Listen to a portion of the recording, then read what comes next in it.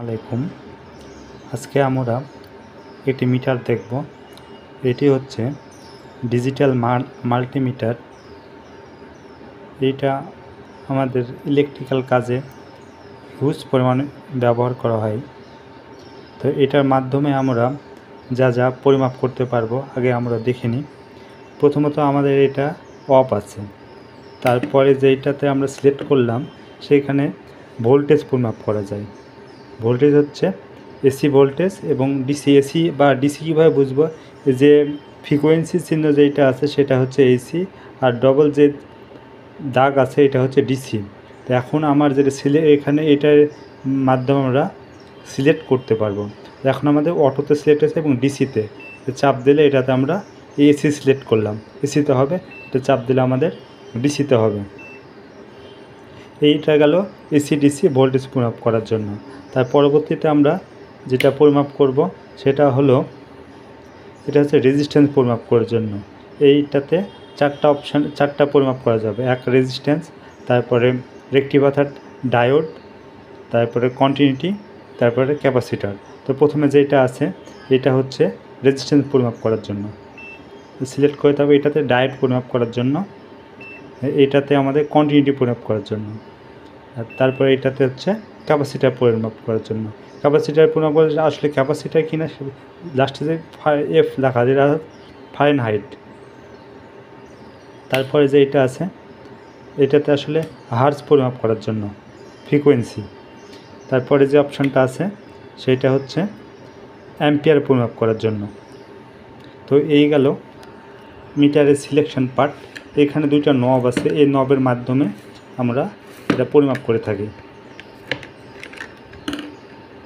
এটা হচ্ছে লালটা হচ্ছে পজিটিভ আর কালোটা হচ্ছে নেগেটিভ। তো আমরা প্রথমে ভোল্টেজ পরিমাপ, এসি ভোল্টেজ পরিমাপ করব। এসি ভোল্টেজ পরিমাপের জন্য আমরা মাল্টিপ্লাগে একটি এসি লাইন নিয়েছি এবং মিটারটি আমরা ভোল্টেজে সিলেক্ট করলাম এবং এই এসি ভোল্টেজ সিলেক্ট করলাম। এখন আমরা ভোল্টেজটি পরিমাপ করব। আমার দুইটি নব এসি, যেহেতু এটা এসি, এখানে প্লাস মাইনাসে কোনো পার্থক্য নেই, তো যে কোনো একটাতে আমি দিয়ে দিলাম।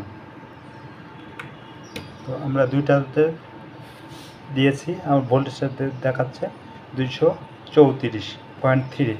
এই হচ্ছে আমার এসি ভোল্টেজ। এখন আমরা দেখব ডিসি ভোল্টেজ পরিমাপ করে। এসির পরে আমরা পরিমাপ করব ডিসি ভোল্ট। তো ব্যাটারি একটি ডিসি সোর্স ভোল্ট, এর ভোল্টেজটা হচ্ছে, আমরা একটু দেখি,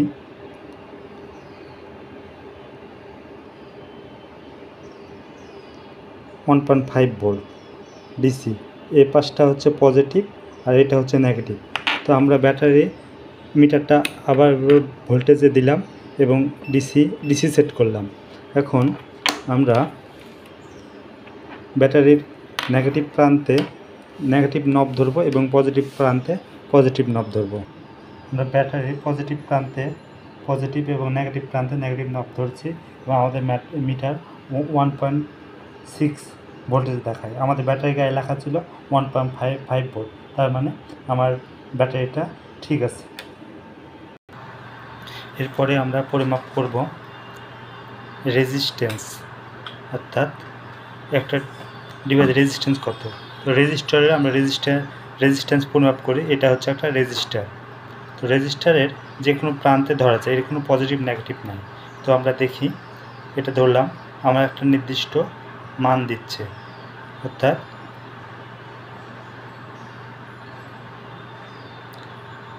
85.86.2 কিলোওয়াট।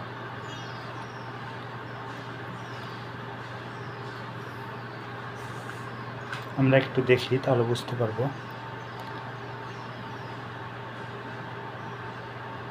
85.9। তো এইভাবে আমরা রেজিস্ট্যান্স পরিমাপ করতে পারি। আরেকটা আমরা এরপরে দেখব ডায়োড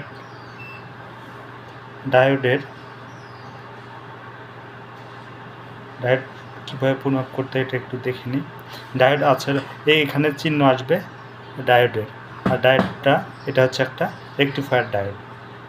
এটা প্রথমত আমরা এ পাশে পজিটিভ এ পাশে নেগেটিভ ধরলাম, কত দেখায় আমরা 0.441। যদি আমরা ওটা উল্টিয়ে দিই তাহলে এটা কোনো মান দেয় না, তার মানে এটা ডায়োডটা আমার ঠিক আছে। আমরা এইভাবে একটা ডায়োড চেক দিতে পারি এমিটারের সাহায্যে। এরপরে আমরা দেব কন্টিনিউটি কীভাবে চেক দেওয়া যায়। এটা কেবলের আমরা কন্টিনিউটি চেক দেবো যে আসলে কেবলটা ঠিক আছে কিনা। এটা আমরা কেবল নিলাম,